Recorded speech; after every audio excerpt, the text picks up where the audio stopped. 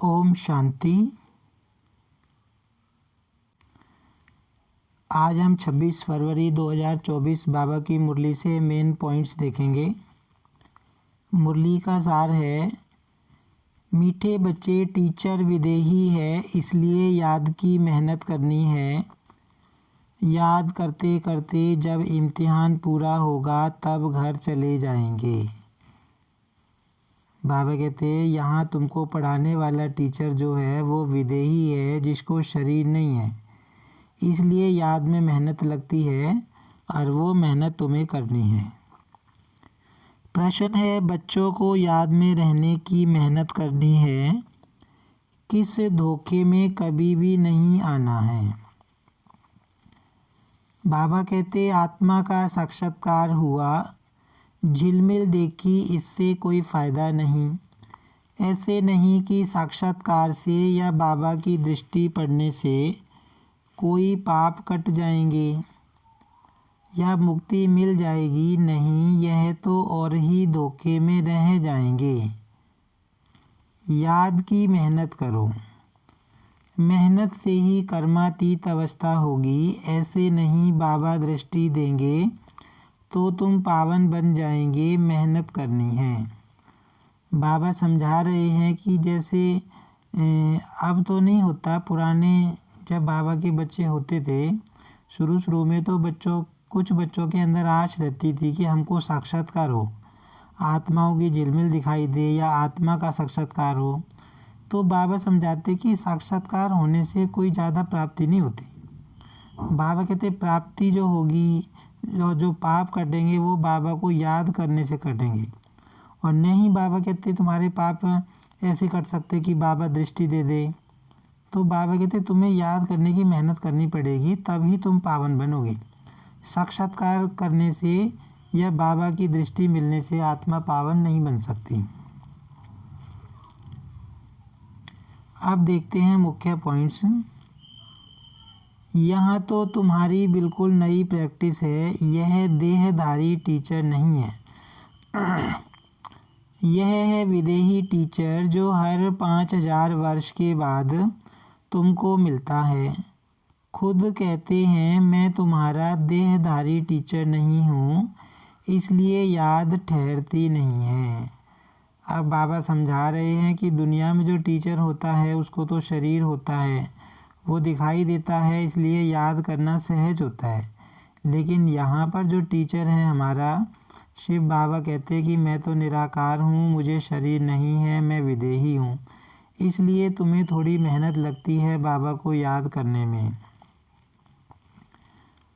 बाप समझाते हैं ऐसे ऐसे तुम अपने बाप को याद करो। बाप है ही श्रीमत देने वाला, मेहनत अपनी करनी है। बहुत समझते हैं फलाने साधु सन्यासी की दृष्टि ही बस है। बाबा समझाते हैं कि जैसे भक्ति मार्ग में भावना रहती है कि बस दृष्टि पड़ जाए हमारे ऊपर तो हमारा बेड़ा पार हो जाए, तो बाबा कहते हैं ऐसे यहाँ पे नहीं है। ये कृपा मांगना, आशीर्वाद लेना, बाबा कहते हैं ऐसा करते करते तो आत्मा नीचे ही गिरती आई है, इससे आत्मा पावन नहीं बन सकती। बाबा कहते हैं यहाँ तो तुमको योग लगाना है, बाबा को याद करना है, मेहनत करनी है, तब तुम पावन बनोगे और आत्मा के विकर्म भस्म होंगे। बाप अपने साथ मिलने का जो रास्ता बताते हैं यह कोई नई बात नहीं है। बाप कहते हैं मैं कल्प कल्प आकर रास्ता बताता हूँ। बाबा कहते हैं मैं तो हर कल्प में आता हूँ और हर कल्प आकर तुमको रास्ता बताता हूँ, ये कोई नई बात नहीं है। अभी तुम्हारा राज्य स्थापन हो रहा है, जिन देवताओं की आत्माएं पूजा करते हैं उनका राज्य अभी स्थापन हो रहा है। बाबा कहते हैं ये 5000 साल का चक्कर है जो रिपीट होता रहता है। मनुष्य न आत्मा को न परमात्मा को जानते हैं। आत्मा जो है जैसी है, जैसा उनका पार्ट है वह भी बाप ही बतलाते हैं। बाबा समझा रहे हैं कि दुनिया में कोई भी आत्मा को न जानता है, न आत्मा को जानता है, न परमात्मा को जानता है। तो बाबा कहते यथार्थ रीति सत्य परिचय आत्मा का बाप ही आकर बताते हैं। बाबा कहते हैं ये बहुत बड़ा वंडर है कि आत्मा देखो कितनी छोटी है और उसमें पार्ट कितना भरा हुआ है। बाबा कहते हैं जब आत्मा के बारे में सुनते हैं बच्चे तो रोमांच खड़े हो जाते हैं। फिर बाबा ने वही बात बताई कि आत्माओं का साक्षात्कार हो जाए या झिलमिल दिखाई दे जाए उससे कोई फ़ायदा नहीं है। बच्चों को वंडर खाना चाहिए। बाबा हमको बादशाही कैसे देते हैं, बाप आकर भक्ति का फल देते हैं, कितना सहज है। बाबा कहते तुम्हें वंडर खाना चाहिए, तुम्हें आश्चर्य होना चाहिए कैसे बाबा आया हुआ है, कैसे हमें पढ़ा रहे हैं, कैसे हमें बादशाही दे रहे हैं, कैसे हमको भक्ति का फल दे रहे हैं। तो बाबा कहते तुम्हें आश्चर्य होना चाहिए और साथ में खुशी भी होनी चाहिए। धारणा के लिए मुख्य सार है स्वदर्शन चक्र को धारण कर अपने पापों को भस्म करना है। संभाल करो कर्मेंद्रियों से कोई भी पाप कर्म न हो। कर्मातीत बनने की स्वयं मेहनत करनी है। बाबा कहते स्वदर्शन चक्र तुमको फिराना है और स्वदर्शन चक्र फिराने की मेहनत करनी है, तब तुम कर्मातीत बनोगे। साक्षात्कार की आश नहीं रखनी है। साक्षात्कार करने से मुक्ति नहीं मिलती।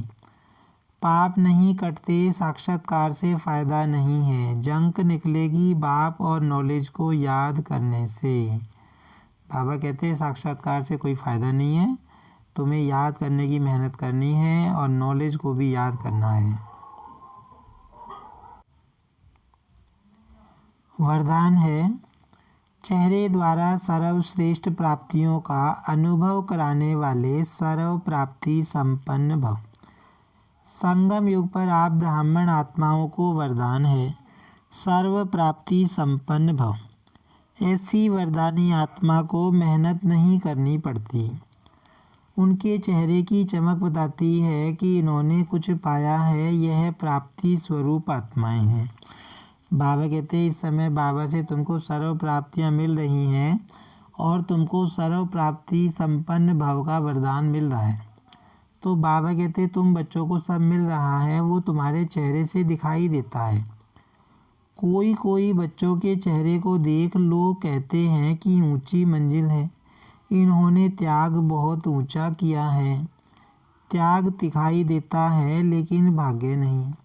अब जब दुनिया वाले देखते हैं तो वो क्या सोचते हैं कि इन्होंने त्याग बहुत किया है, लेकिन उनको इस बात का पता नहीं कि इस त्याग के बदले में भाग्य क्या मिला है।